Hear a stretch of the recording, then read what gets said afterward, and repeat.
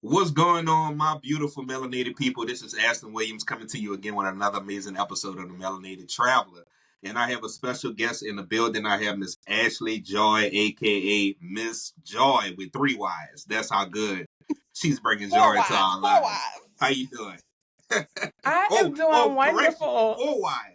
Four Y's. I'm sorry. How you doing today, Yes, Queen? because 1, 2, and 3 was already taken, so we just had to go with 4. But yeah, I am doing really wonderful.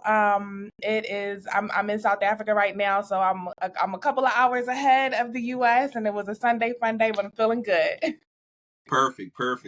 Like I tell everybody, 9 times out of 10 people that come on the show, I'm already a fan of. Like I told you, post studio, I truly love your content. I love everything that you're about, and I can't wait to dive into this episode so we can truly promote the motherland. You know what I'm saying? This is gonna be a dope episode. So I'm super excited.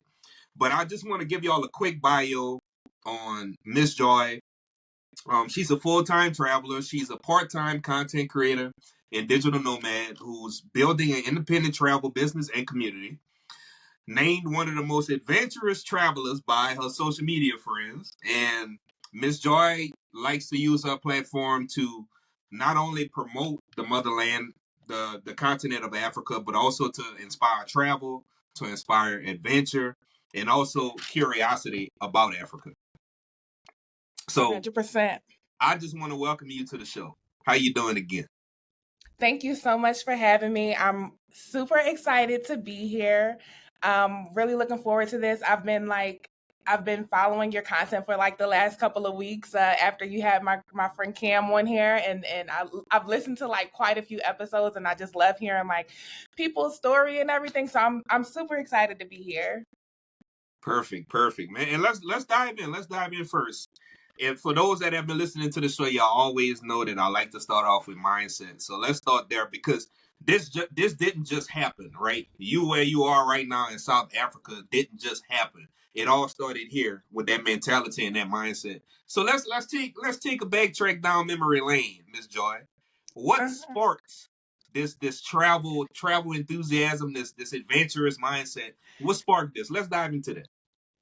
That is such a good question. So even though I've been doing most of my travel like over the last 3 or 4 years or so, I've been kind of traveling since I was a child. So I am Jamaican in my roots, and so I've been traveling since I was below under the age of 1. My mom would take um, myself and my siblings to Jamaica, so I was already like used to being on a plane. I went to Jamaica every summer when I was a child. And I also like to attribute like my travel mindset to my mother and my father, because my father, he was a professional musician when he was younger. He then toured around the world um with musicians. And so I think just like that combination of like not being afraid to move around and being afraid to fly, paired with hearing stories of my father travel the world, kind of instilled it in me. And so um I I like with my family, like I said, I did Jamaica and I did Canada, like Niagara Falls and things. And then once I got older, um, I studied abroad when I was in undergrad. I went to all the way to Australia. It's like I was like, I want to travel the world somewhere, and I want to go as far possible, you know. And so I chose to go to Australia, and then from there, I just like kept moving around the world. I wish I would have had a chance to travel abroad. Unfortunately, I was a collegiate athlete. I couldn't go nowhere. Shout out to the University of Southern Mississippi. Shout out to good old Hattiesburg, Mississippi. But yeah, I've known many people that went abroad. Not as far as Australia. A lot of people that I know went to Europe. So you really went the distance. You really went the distance. Yeah, when I was choosing a place of like where to study abroad, I wanted to again, this was my much younger mindset, but I definitely wanted to be somewhere that spoke English because I didn't want to necessarily deal with the language barrier. And I wanted to go somewhere that like people weren't necessarily like familiar with and people didn't always go. Now, myself now would have chosen to to study abroad in Africa, but at that time I chose to study abroad in Australia, and it was a wonderful experience. And then so that was my sophomore year, and then my senior year I actually did a community service project in Kenya. So that was my introduction to the motherland, to Africa. Gotcha. Gotcha. I mean, we gonna dive straight into it because first and foremost, if y'all not getting a chance to follow this queen and her content, we gonna share it at the end of the episode. But I also want to take out this time right now for people to just how can they follow you? Oh, follow me on my IG and on my TikTok. It's MsJoyyyy and my SSJOYYYYY is 4 Ys because 1, 2, and 3 was Four Ys. taken. Big 4 Ys. Yes, big energy only. Perfect. So the motherland, like Africa, like for us, like, you know, before even diving into why you wanted to embark on, you know, exploring, you know, all 54 countries in Africa. But how does it feel? Like, we're gonna talk about your first one, the first country that you visited to. But this question I just want to ask directly, is how does it feel to travel to an area, a continent where you're not the minority anymore, you're the majority, and it's people Talk that look just about like you it. on billboards. How does that feel? Talk about it. You know what? It is the most beautiful thing to experience to know that you are the majority, amongst the majority of people, to see people in power, people in businesses, people around you, surrounded by you, just like with this skin color. It is the most empowering thing ever. I never want to leave. Like, Africa can have me. Y'all can keep y'all Europes and y'all Americas and all of that. Africa can have me. I love being amongst my people. It's such a beautiful thing. It's so empowering.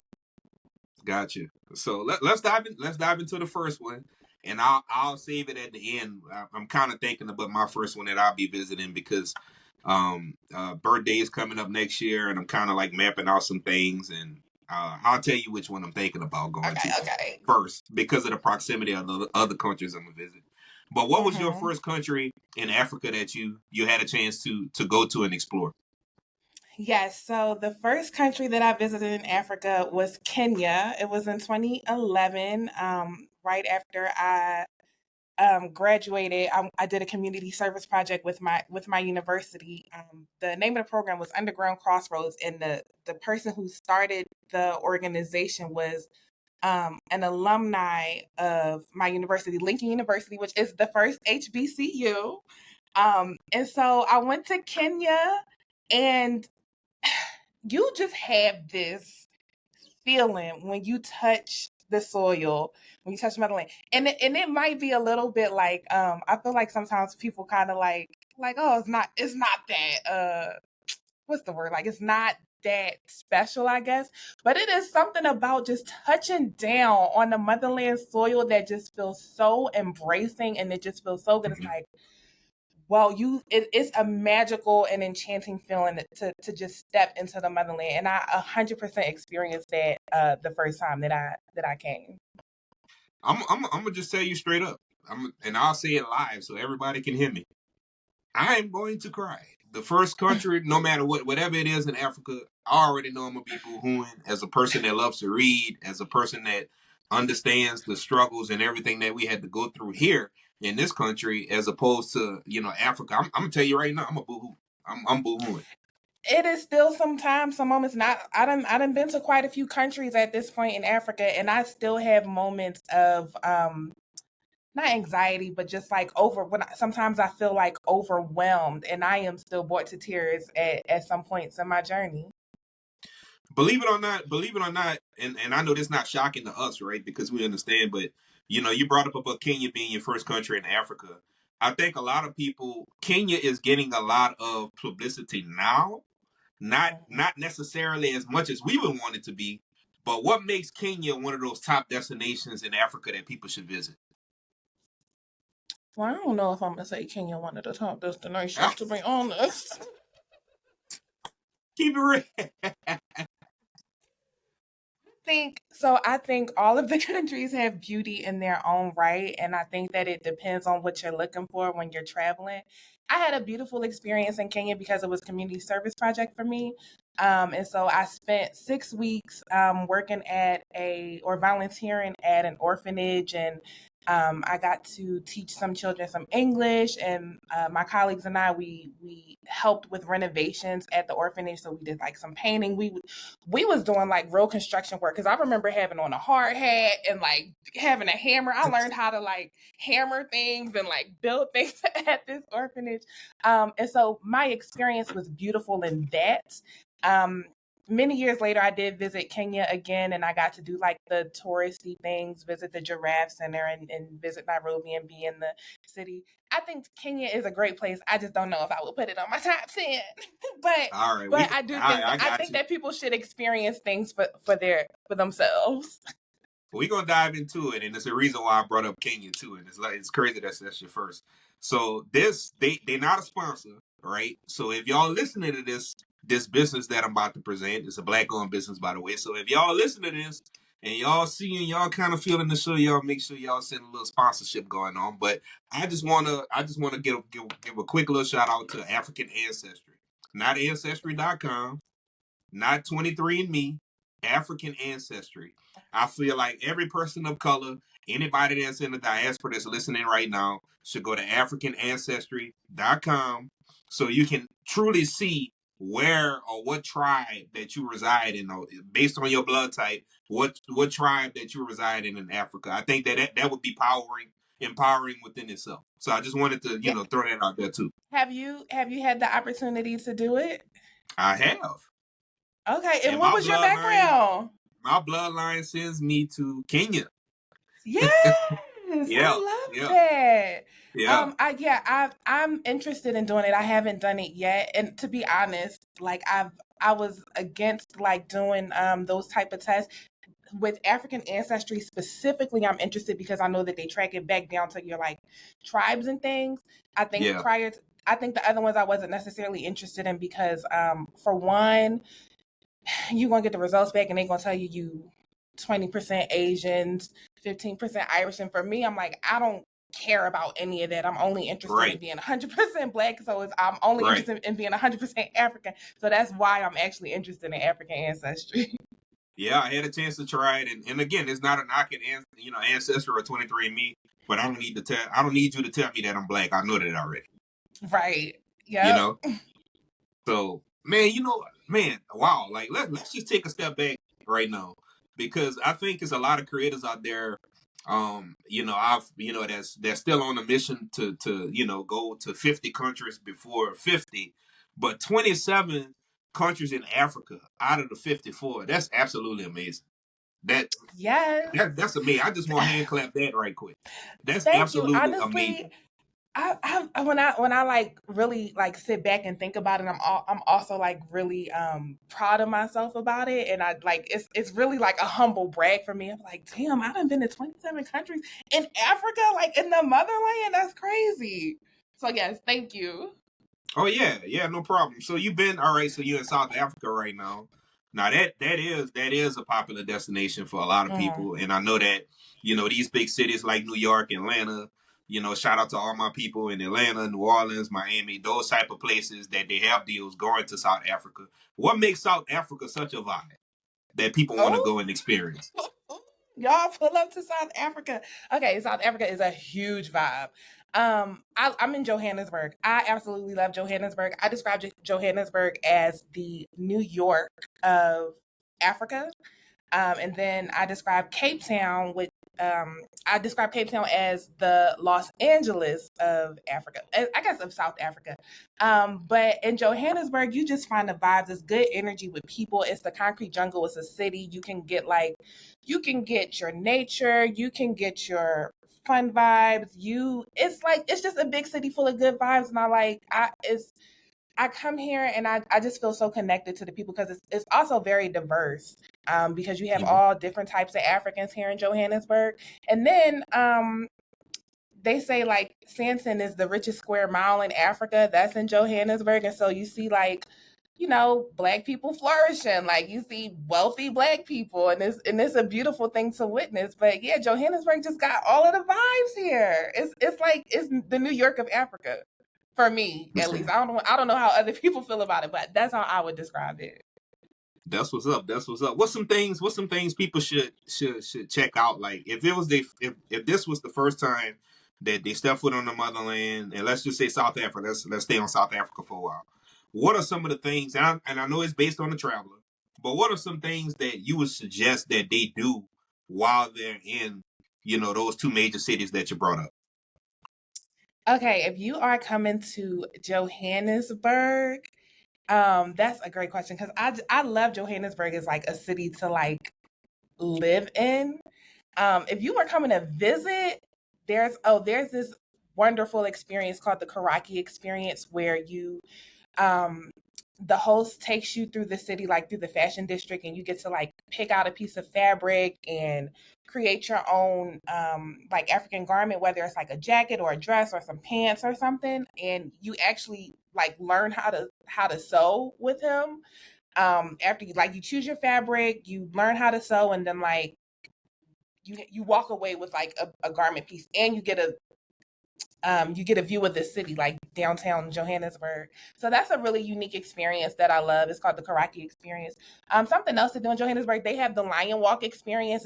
If you want to, test out I your seen that courage and content. your fear, you can walk with lions in Johannesburg.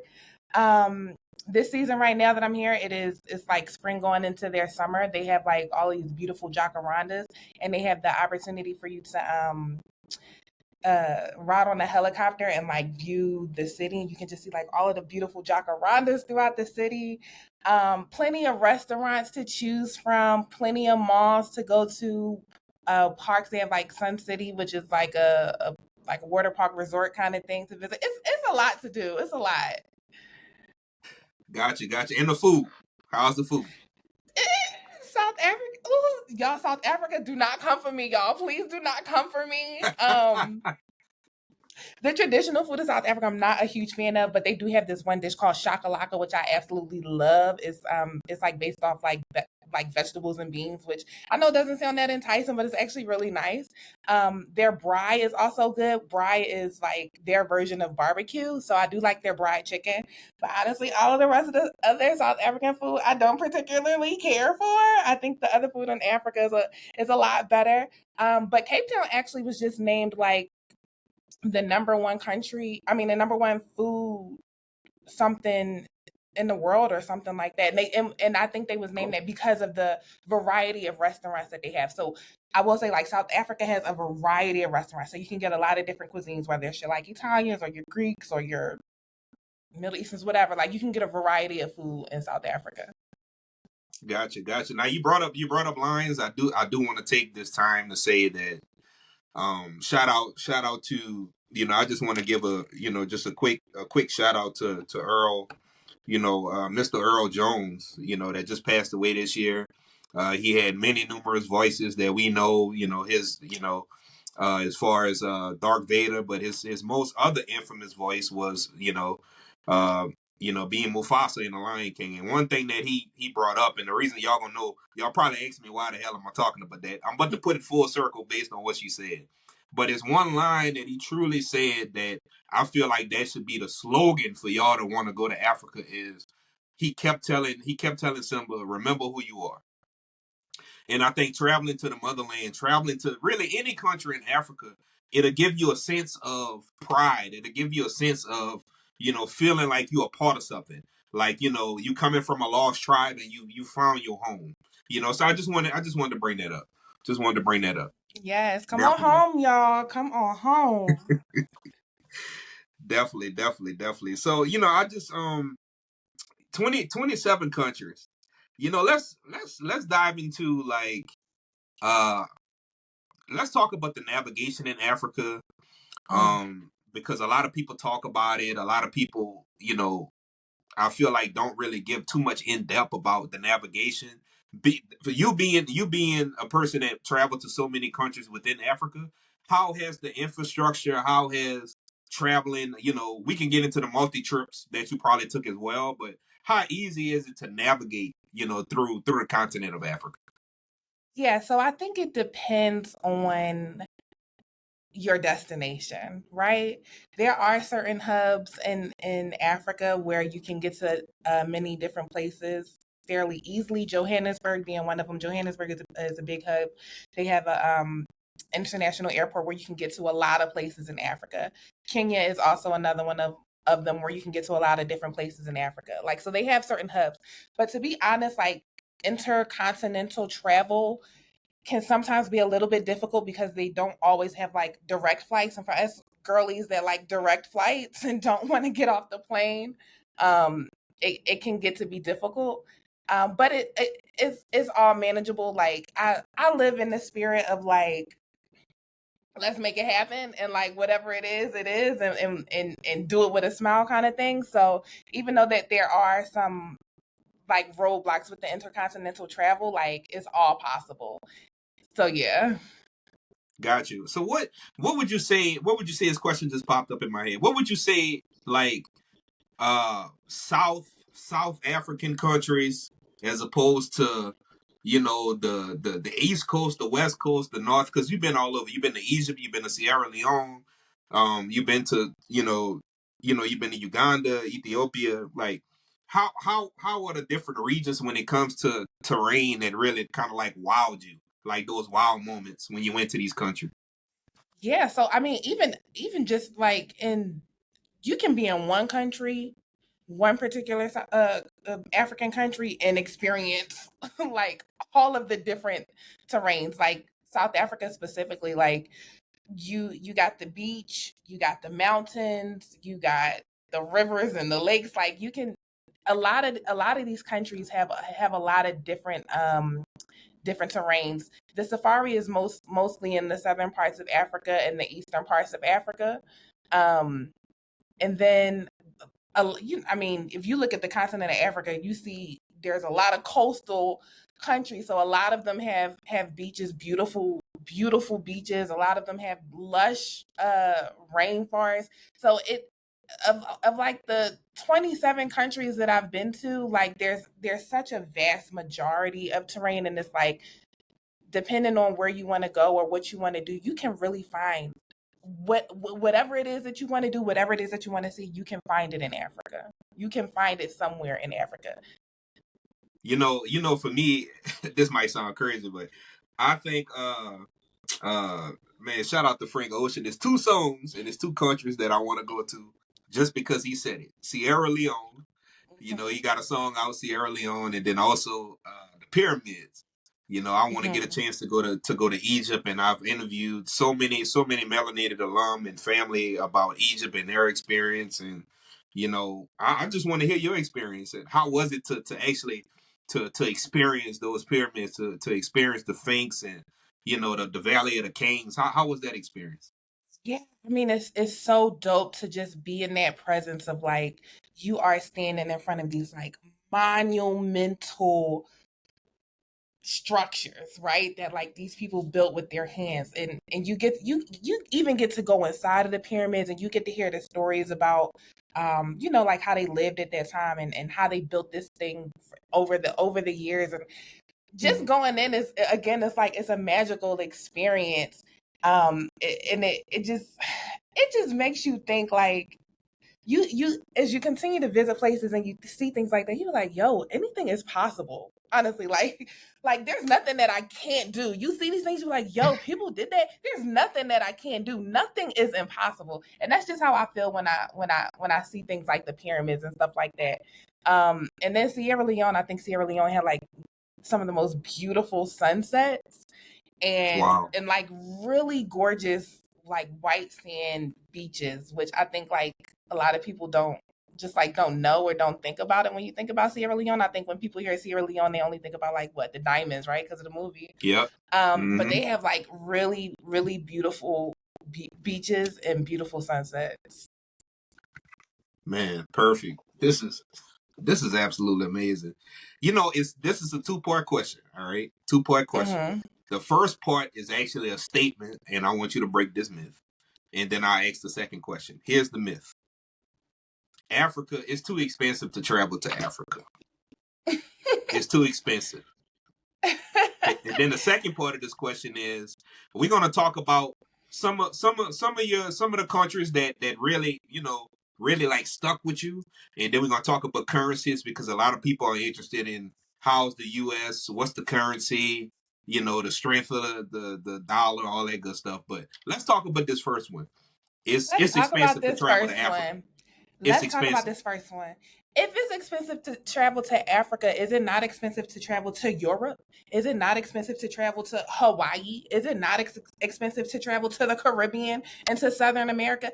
It is all the same, especially if you're using the US dollar to come over to Africa. Your dollar goes so much further in Africa than it goes in Europe. Trust and believe, okay? Because the dollar and the euro is almost one and the same, right? Whereas like you get Mm-hmm. so much more for your money when you get to Africa. You for real can ball out depending on where you at. Like the money is stretching. The money is stretching. So I think that people limit themselves when they say that it's too expensive to travel to Africa. I think if they would be more honest with themselves, they would say like it's too far. Like they might think that it's too far because that's something that my mother says. She's like, so my mother ended up coming to South Africa for her 60th birthday last year. My sister and I was able to convince her to come, but at first she was like, she didn't want to be on a plane for more than 5 hours. Somehow we convinced her to be on a plane for 17 hours to get to Cape Town. But I think, yeah, again, I think that people limit themselves when they say like it's too expensive because if you can spend your money in Europe, you can spend your money in the Caribbean, you can spend your money in Southern America or Asia or wherever else, you can spend your money in Africa. It's not too expensive. Got you, got you. And you know what really excites me about that, and why I get so excited about hearing your response is the fact that, like she said, y'all, it's like you can we see all these things on TV that gives us the stigma about Africa, and then we see creators like you showing the true Africa, the real Africa, right? The beauty and the essence of Africa and what it's all about. And one thing that I'll say is that I can't wait to go to an African country and actually see a person that looks like me on a dollar. I know that sounds very simple, but for me, that means a lot. That It's means a so lot. cool, right? It is the coolest thing. You get all of these currencies and you got your people on them. It's so cool. I mean, granted, we almost had what, the Harriet Tubman $20 bill. You see Almost. that didn't happen, but you come out to Africa, all of the bills got all of us on it everywhere. Hmm. Yeah, one of my favorite currencies, I'm not gonna lie, one of my favorite currencies from the countries I visited so far is Costa Rica. The currency is so pretty that I don't even want to spend it. So what's some, I know this question might be off the wall, and if you need some time to think about it, like going throughout all these countries, what are some currencies that really stood out to you that you was like, oh, it looks so good, I don't even want to spend it. You know what? I'm gonna just keep a few just to save. So, oh, little known fact, I actually keep currency from every country that I visit. Just to have it, and I put it in a photo frame and put it up on my wall. But oh, that's a great question. I actually really love the Ghana CDs. I think the colors are really cool. Also, like I always want to keep my money. I don't never want to spend too much money, so I want to keep them all. But I love the Ghana CDs. They have like nice colors. I also love the South African rand. It's pretty dope.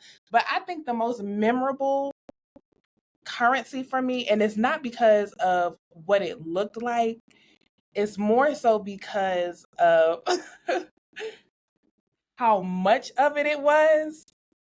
In Sierra Leone, they are giving you like stacks. Like the money is just, I literally came.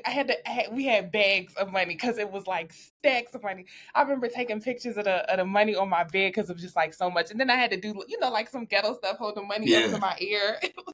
So yeah, I would definitely say Sierra Leone was the most memorable just because like of how much it was. got you, got you, got you. And like, man, like would you say that um the people because you already brought up something that I think that's very very intriguing that people should listen to is the fact that you can get everything out of one country, but like some of these beaches that you brought up, we gotta circle back to that.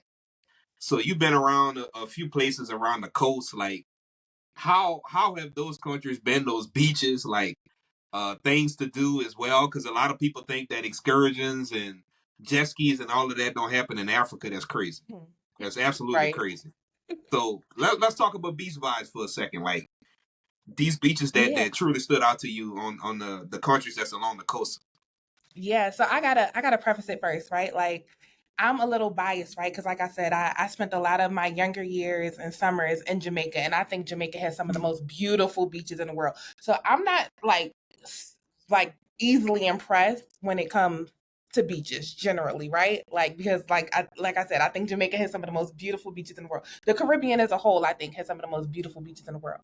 But when it comes to Africa, I was really stunned by the beaches in Madagascar. The northern part of the northern part of Madagascar, like they have like these like smaller different islands and everything up there. I was blown away by the beaches in Madagascar. Just beautiful, like white sand, clear blue waters. They had this one beach where it was like a sandbank that came through the middle and you could kind of like walk from one island to the next, and it was just like so super stunning. So I know a lot of people like to do like Zanzibar for beaches, and I do think that Mm. Zanzibar also has some amazing beaches. But if you want to go to one that is like a little less known and like for me like a little bit more impressive, I would say check out Madagascar. Gotcha. Y'all heard it here first. It's definitely on the list.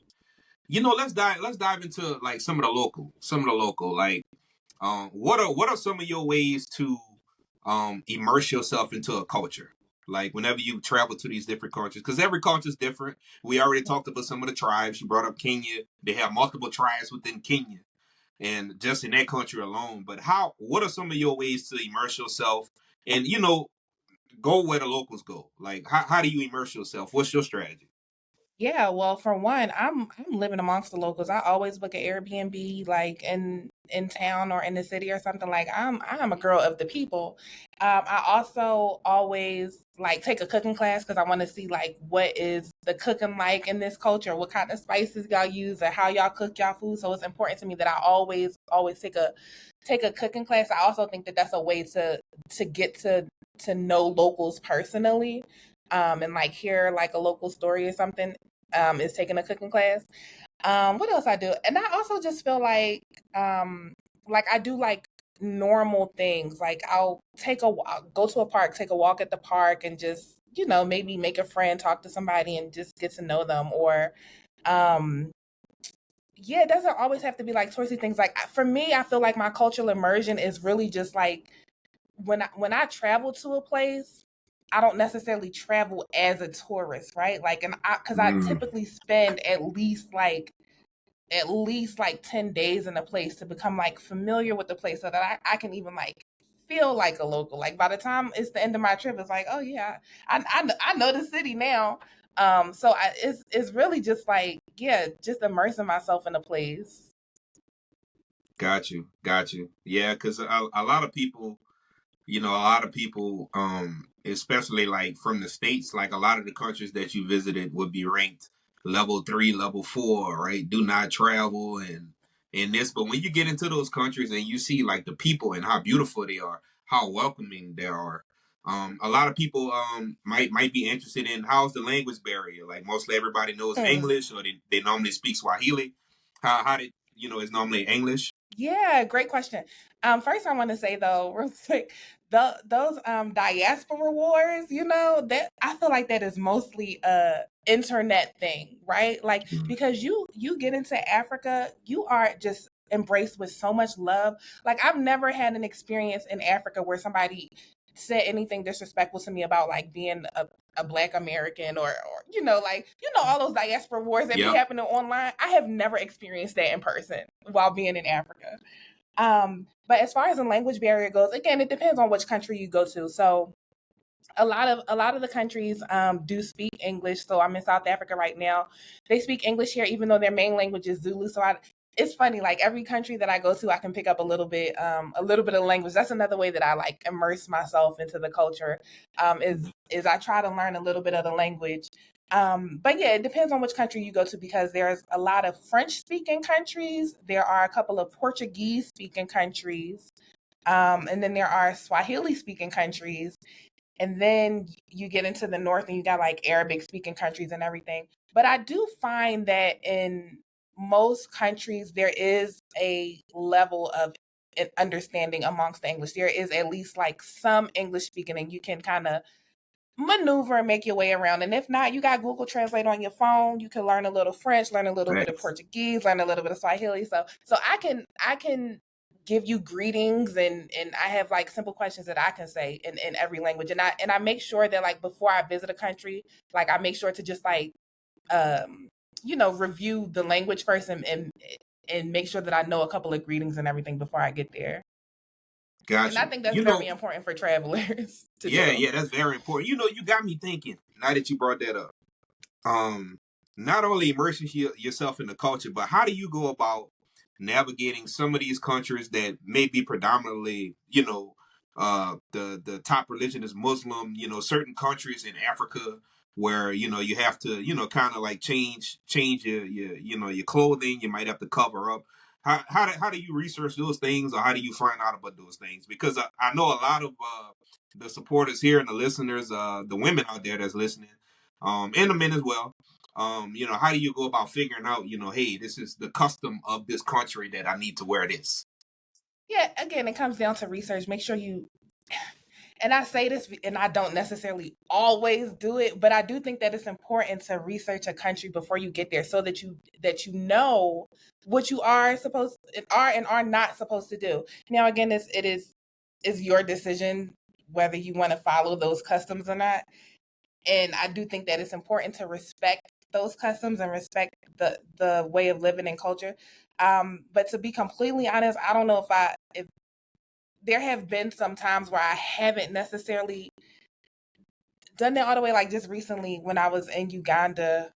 Uganda is a I'm not gonna say Uganda is a super conservative country. However, they do prefer that the women dress more conservatively, and I think I didn't necessarily realize that because it's not like that in and this is something that I did that I shouldn't do. But I kind of grouped like I'm like, oh, I'm going to East Africa. Like they don't have this issue in Kenya. They don't have this issue in Tanzania. Um, so I didn't think that it would be an issue in Uganda. But I wore some shorts above the knee in Uganda, and when I tell you the stairs I got, it was so uncomfortable. I said, let me go home and change, put some pants on real quick, because they was acting like I was walking on these streets naked, booty butt naked with my butt out. It was so uncomfortable.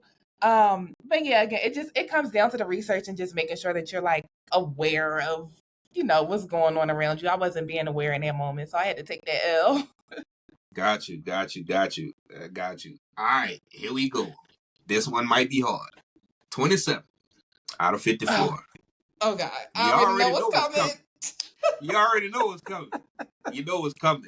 Now we can do top five, or we could do like top seven. All right, we ain't gonna go 10. We ain't gonna go 10. So I'm gonna really make you think about this one. So we could go seven. We could go seven. Out of the 27, what's your top seven countries that you say Mm. right now for the people that's listening and the people that's gonna be watching this? Hey, y'all should go here. Okay, let me tell you, I hate this question so much because I'm a Gemini and I'm super indecisive and I love things for different reasons. And I think that out of all of the countries in Africa, there are some things that are like highlightable and like I love each different place for very different reasons. I'm so happy that you gave me seven. So I'm gonna give you seven countries, and these are not gonna be in any particular order. Okay. So these are just seven countries that I absolutely adore in Africa. I adore all of the countries in Africa. But if I have to choose seven in no particular order, let me start with South Africa because I'm here now and I absolutely love South Africa. So that's on the list. I absolutely love Ghana for the culture and the tradition and the food and the vibe. So definitely Ghana. I'm gonna go with Namibia. I loved Namibia for like the nature and the adventure and just like the variety of terrain. Like when we talk about terrain, they had like the sand dunes, they had the beach, they had like the deserts. Like, yeah, definitely put Namibia on the list. Um, I'm have to add Nigeria to the list. The African giant, like just again, culture, tradition, food, vibes, energy. Like, yeah, definitely Nigeria. Okay, so that's 4. I got 3 more to go. Let me choose wisely. Mauritius. Mauritius is another beautiful island with beautiful beaches as well. Got to add Mauritius to the list. Oh my God, how could I forget Rwanda? Rwanda, 100%. The cleanest country in Africa, the safest country in Africa. If you're into hiking, Rwanda is definitely a place you want to go. Like it's called the land of 1,000 hills. They just got like mountains all over the place. I like had some beautiful hiking experiences in Rwanda. And speaking of hiking experiences, I'm also gonna damn, am I at 7 already? No, I'm at you're at 7. 6. You're I'm at at 6. 6. So, but the next one is gonna be number 7. I gotta. Yep. And then you could go a bonus 8. Okay, so I'm gonna add Eswatini to this list. Now Eswatini is a really small country that is in it's it's like inside of South Africa, but then it also borders Mozambique. And it can be kind of similar to South Africa, but I did like one of the most beautiful hikes that I have ever done in my life in Eswatini. Eswatini was formerly known as Swaziland, and I'm gonna say maybe like 2 or 3 years ago they changed the name to Eswatini to be like more African to get back to their roots, which I absolutely love. Okay, so one more. Oh, I'm thinking between Zimbabwe, Zambia, or Mozambique. Oh no, Senegal. Oh, I'm gonna have to Gotcha. say Senegal. Number 8 is going to be Senegal. Loved Senegal. Again, beaches are beautiful, vibes are great, culture, tradition, food. I think Senegal has some of the best food in Africa, like hands down. And just like the style, the swag. Yes. So again, there are other places that I love. Like I love Zimbabwe, I love Zambia, I love Mozambique, and I feel like I left off some good ones on that list. But yeah, that's gonna be my 8. All right, cool. So, man, first of all, number 5, you said Maritas. Shout out to Mauritius. Jet Jose, because that actually was the first country that him and his wife went to. They just recently got married. Oh, did you Shout out to freeze? Black Love. Shout out to Black Love. And they first country that they visited on their honeymoon was Maritas. Okay. So shout out to them. And I want to ask you about Senegal. Did you get a chance to see the statue? Like I feel like that should be a world wonder pretty soon. Did you get a chance to check that out? I did, and it is massive. And it's so cool to, to go to the top of the statue and just like overlook the city. And it just feels like an extremely like empowering statue. Like you see the man there, you see the woman there, you see the baby there holding it, and it's just like it's so statuesque and just powerful and like it just feels really good. Got you. What's one of the most, because you named those 8, and if it's not in the 8, that's fine, and you could give a few occurrences. But what's one of the most shocking things you've experienced while traveling through these countries? The most shocking experience that you've experienced. The most Sorry, I just had to laugh out loud at myself about this experience that I'm about to tell you. I don't know if this is the most shocking experience, but it's the first one that popped in my head, so I'm gonna give it. And I'm even embarrassed about this story to be honest, but I'm gonna tell it anyway. Okay, so my first time visiting South Africa was in um 2017. And South Africa was actually the second African country that I visited. And when I came, I first came to Johannesburg, had an amazing time, and then after being in Johannesburg for a week, I traveled to Cape Town. And I got to Cape Town. I even want to be like a little like careful with how I say this, but when I got to Cape Town, it was a culture shock for me because again, I'm embarrassed to say this, but I'm gonna say it anyway, and I don't want the internet to come for me. But I did not in 2017. I did not know that there were white people in Africa. And that's ignorant to me, right? Like I didn't know the South African history. You know, we don't learn about Africa Yeah. in the schools. So I thought the continent was just all black people all the time, all black everything, right? And so I get to Cape Town and it is just so many white people, so many others, and it was just a shock. And I think that not being aware of that and just kind of going into that, it kind of like ruined my experience a little bit because I was only expecting to see black people, and so the disappointment that I was seeing so many white people, right?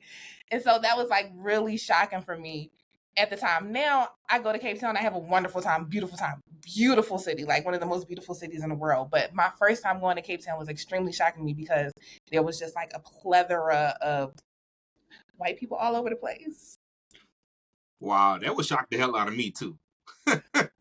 And I think the listeners Yeah. and the viewers would agree. That would shock the hell out of me too, because you would automatically assume again that everything is is like that. But that, Yeah, but man, then that's when crazy. you learn like the history of like South Africa, and it's almost kind of like not parallel but really similar to the history in the US. It's unfortunate, but yeah, then you get to see how um white people are consistent all over the world.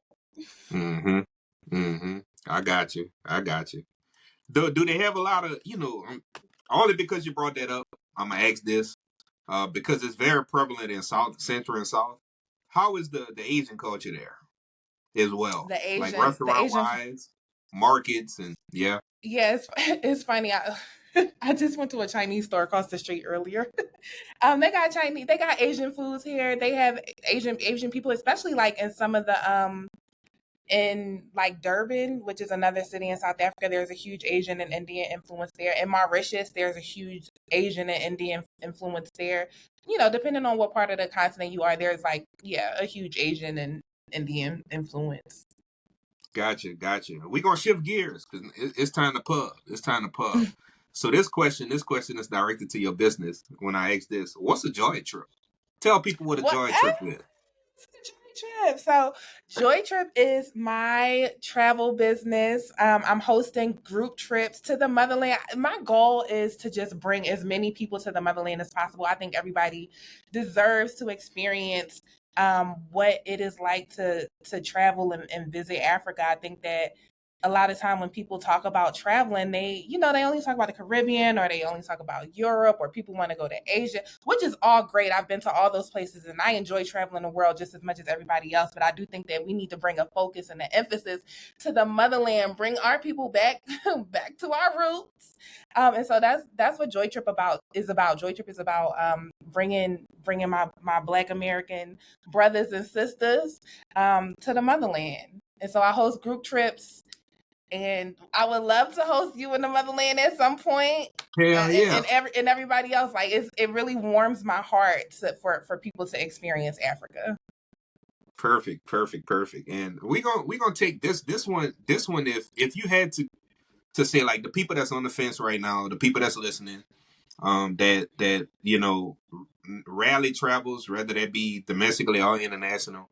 What's one of the things that you can say like to give them that motivation, like the people that's on the fence, to make this jump into this adventurous world that we call all the places that we talked about, especially the motherland? What motivation would you give them, or what message would you give them to say, hey, like now's the time. If not now, then when?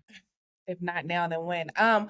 If for people that are on the fence about traveling, I think that you traveling is such a beautiful experience that is unexplainable. Like you only know what it's like to travel once you've traveled, right? And if you're only in your little bubble, right, and you only know what you know in your little bubble, it's like you need to step out of that bubble and step out of your city or step out of your state or step out of your country, get on that plane and experience what the rest of the world is like. There is so much more outside of the US or outside of wherever in the world that you are. I don't want to just limit it to the US. There's so much more outside of that. And how can you experience things if that's all you know? So yeah, my word of advice is to just do it. Okay. Step out of your comfort zone. buy that plane ticket, get on that plane, and experience a place that you've never experienced before. Because it can only build and grow you. You can only learn from it. Definitely, definitely. That's a message. That's a bar. That's a bar. And I also want to take this time out to say, for those that, finally I was able to get, find a distributor. So the OG Melanated Traveler shirt is officially on sale. Y'all can check out that link that's gonna be in the show notes. I also want to give a shout out to the sponsor of this episode. So those that are watching, obviously the ones that's listening on the podcast can't see it. But these are a black-owned business here in Nebraska. It's a business called Dye's Bracelets. So they handmade, crafted, beautiful bracelets that y'all can check out. It's absolutely amazing, all type of colors, very very unique. So y'all can check that out. The website is going to be in the show notes as well. But I also want to take this time out, Queen, for you to promote your business. How can we support you? How can we follow you? Anything that you want us to follow and support, go ahead on and blast those out right now. Yeah, so again, if you are interested in visiting the Motherland, y'all can hit me up on my IG or my TikTok. That's at MsJoyyyy, MsJoyyyy, 4 Ys. Or you can check out my website. It's joytrippin.com, JoyTrippin.com. And again, like it's really just about like creating unique experiences and curated travel to the Motherland. And I think everybody deserves to travel in joy, and everybody deserves to experience the Motherland in its most beautiful form. Gotcha. And also, all her links that she just said, everything, her social handles, her business, everything's going to be in the show notes as well. So I'm going to save y'all some time. Y'all can just go ahead on and click it, and it'll take y'all straight to wherever she needs to go, her social platforms, her business, and everything. And if you're not on the Joy Trip, y'all dive into, she already told you what a Joy Trip is. It sounds like a vibe. So y'all definitely should check it out. The website, all her social handles are going to be down in the show notes as well. Yes, and I also just want to take this time to give you your flowers because I absolutely love this platform that you have. Like, it is so refreshing and so beautiful to see you just like interviewing all of these beautiful Black people who love to travel and have stepped out of their comfort zone to do the things. And I know that you're a fellow traveler also. So, just want to give you your flowers and say keep up the great work because I love listening to these interviews of other Black travelers around the world. Thank you so much. It's definitely a humbling experience. I really do appreciate it. And like I told you in the studio before we started, you family now. So I'm looking forward to collaborating with you in the future. Looking forward to eventually getting on a Joy Trip in the future and seeing you in one of these amazing countries in the Motherland for sure. Yes. For sure. And y'all already know my motto. I'll see you at the top because the bottom is just too crowded. Peace. Have a good one, y'all.